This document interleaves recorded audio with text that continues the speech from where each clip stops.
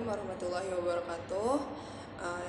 Alhamdulillah wa syukurillah ma ba'du. Yang terhormat Ibu dosen dan teman-teman yang saya banggakan. Baiklah, langsung saja di sini saya akan menjelaskan materi mengenai pengembangan komponen isi atau materi atau bahan ajar dalam kurikulum.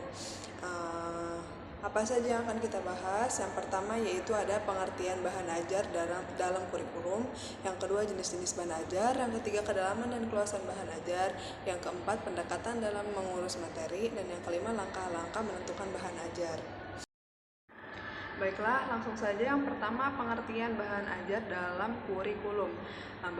Menurut Panen, bahan ajar adalah bahan atau materi pelajaran yang disusun secara sistematis yang digunakan guru dan siswa dalam proses pembelajaran.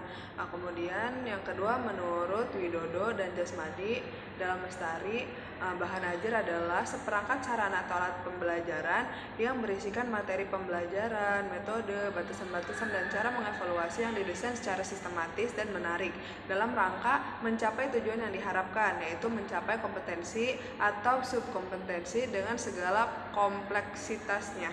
Dan yang ketiga yaitu menurut Rauhimat, bahan atau materi pembelajaran pada dasarnya adalah isi dari kurikulum, yakni berupa mata pelajaran atau bidang, yakni bidang studi dengan topik atau subtopik dan rinciannya. Di sini dapat kita simpulkan bahwasannya bahan ajar dapat juga diartikan sebagai segala bentuk bahan yang disusun secara sistematis yang memungkinkan siswa dapat belajar secara mandiri dan dirancang sesuai kurikulum yang berlaku. Dengan adanya bahan ajar, guru akan lebih runtut dalam mengajar materi kepada siswa dan tercapai semua kompetensi yang telah ditentukan sebelumnya. Baiklah, selanjutnya yang kedua ada jenis-jenis materi bahan ajar. Menurut Heinich, beliau ini mengelompokkan jenis bahan ajar berdasarkan cara kerjanya. Untuk itu, ia mengelompokkan jenis bahan ajar ke dalam 5 kelompok besar. Apa saja? Yang pertama itu bahan ajar yang tidak diproyeksi seperti foto. Yang kedua, bahan ajar yang diproyeksi seperti slide film. Yang ketiga, bahan ajar audio seperti kaset atau compact disc. Yang keempat, bahan ajar video seperti video atau film. Yang kelima, bahan ajar media komputer, misalnya CMI atau komputer based multimedia. Selanjutnya menurut Ellington dan Rice, mereka mengelompokkan jenis bahan ajar berdasarkan bentuknya. Jadi mereka mengelompokkan jenis bahan ajar tersebut ke dalam 7 jenis. Apa saja? Yaitu yang pertama ada bahan ajar cetak dan duplikatnya seperti handout, atau terus yang kedua bahan ajar display yang tidak diproyeksi, yang ketiga bahan ajar display diam yang diproyeksi seperti slide, film strip. Selanjutnya bahan ajar audio, misalnya audio disc. Selanjutnya bahan ajar video yang dibutuhkan dengan bahan visual diam seperti program sains suara. Selanjutnya bahan ajar video, misalnya siaran televisi dan rekaman video tape. Yang terakhir bahan ajar komputer, misalnya computer assist instruction. Nah, terus selanjutnya menurut Roundtree ini, beliau ini memiliki sudut pandang yang lain, berbeda gitu, sedikit berbeda dibanding kedua ahli yang tadi yang sudah disebutkan. Jadi beliau mengelompokkan jenis bahan ajar ini ke dalam 4 kelompok berdasarkan sifatnya.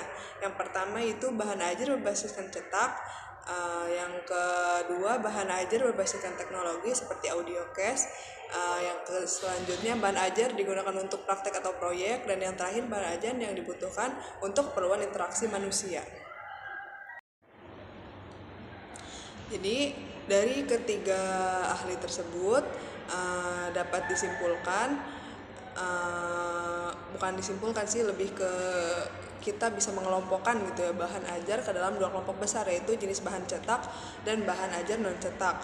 Nah, jenis bahan ajar cetak ini yaitu handout atau lembar kerja, dan non cetak ini seperti realia, terus video, barang sederhana, bahan ajar yang dikembangkan dari barang yang sederhana, kemudian bahan ajar diam dan display, audio, dan OHT. Selanjutnya yang ketiga itu kedalaman dan keluasan bahan ajar. Ada 3 aspek ya, ada 3 yang harus kita perhatikan ya. Yang pertama yaitu aspek kognitif, aspek afektif atau aspek psikomotorik. Kenapa yang pertama kita harus mematikan itu? Kenapa? Karena ketika sudah diimplementasikan dalam proses pembelajaran, maka tiap-tiap jenis uraian materi tersebut memerlukan strategi dan media pembelajaran yang berbeda-beda.